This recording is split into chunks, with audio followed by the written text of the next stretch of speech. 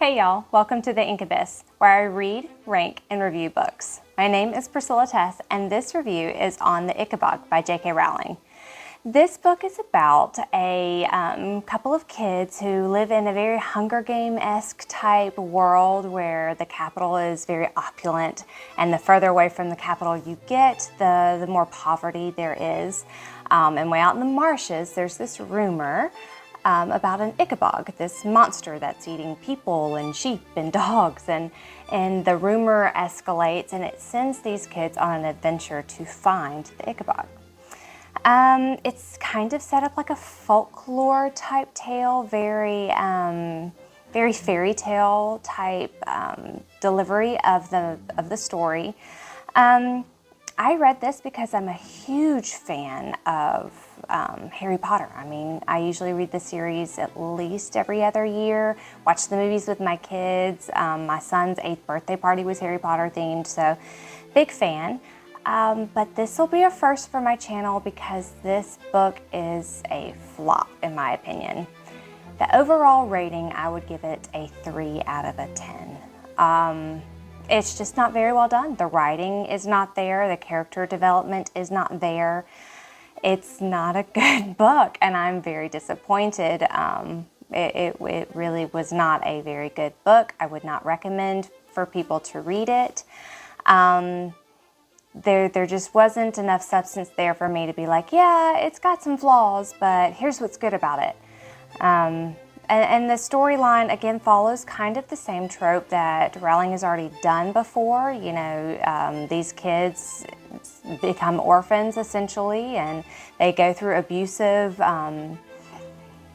situations and neglect and end up having to go on this grand adventure by themselves out in the wood to save everybody in the kingdom from the big bad ugly. And it just felt like she took a lot of Harry Potter's themes and undertones and put them into a fairy tale setting with some different characters and a different storyline.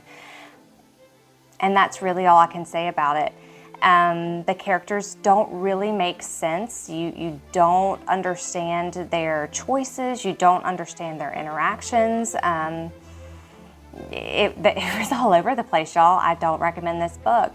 The only thing I will say that I kind of liked that made me giggle is the king in the book is a lot like in the Three Musketeers, the movie.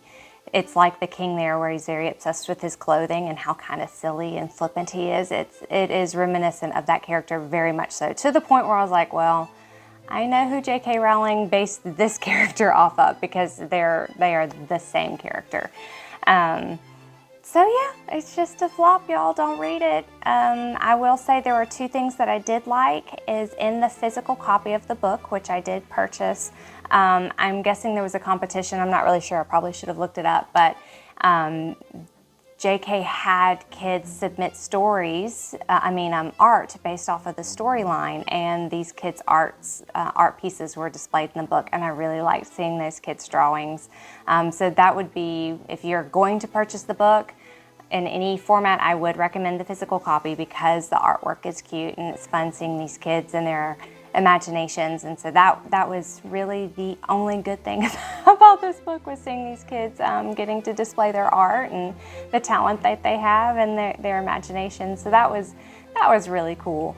So yeah, I'm gonna give the Ickabog a 3 out of 10. No character development. The storyline doesn't make sense. And what did make sense was the same stuff from Harry Potter. Yeah, as far as trigger warnings, again, there's child abuse and neglect in here. There is murder and violence, but it is made to be like a children's fairy tale, so very, very tiny trigger warnings. I wouldn't discourage you from reading it for those reasons. I would discourage you from reading it because it's a waste of time. It was 274 pages. It was really quick, just a 2-3 hour read and you're done. Yeah, I feel like there should be so much more to say, but this was just a garbage read. It was a flop again. So that's the Ickabog. The only other thing I can say is I didn't really like the name Ickabog.